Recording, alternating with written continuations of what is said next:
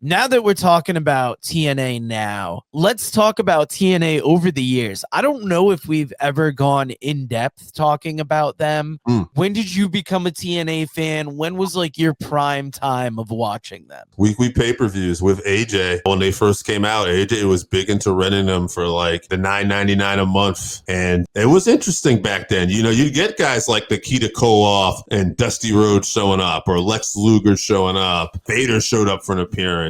And, you know, and then through that all around that time period too. And it kind of becomes a blur, so forgive me, but I remember seeing guys like Roderick Strong, the Messiah, the Backbreaker early on. Obviously AJ Styles, Christopher Daniels, and then eventually Samoa Joe, who wasn't there as early but did get there. You know, those were, I remember early on, but like, you know, well, I guess we're going to save some for the favorite moments of TNA. But yeah, I mean, yeah, I was rocking with TNA in the very beginning, most week pay-per-views, and then I think I left for a bit, and then I came part of the Fox Sports era, and then I was there for the Spike TV era, and then eventually tapped out, and I was never a part of like Destination America or anything like that, and it wasn't until they eventually get on Access where I've been in and out over the last few years. Now, early on, what was the feeling? Like, did you see them as a viable alternative? Did you like it? Did it feel second rate? I liked it. I thought about it as something different, but that's probably more a reflection on me as a wrestling fan. Like and that's not to toot my own horn. I just never looked at them as like, oh, this is competition for WWE. It's kind of funny, which is going to probably be one of my least favorite moments, but when you talk about competition, I never really thought about a competition until like Hogan and Bischoff kind of came in there for a little bit, where that did not work out. But being on Spike TV, being on a live primetime spot, going up against Monday Night Raw for a little bit, then I thought, oh, could this be a competitor for WWE?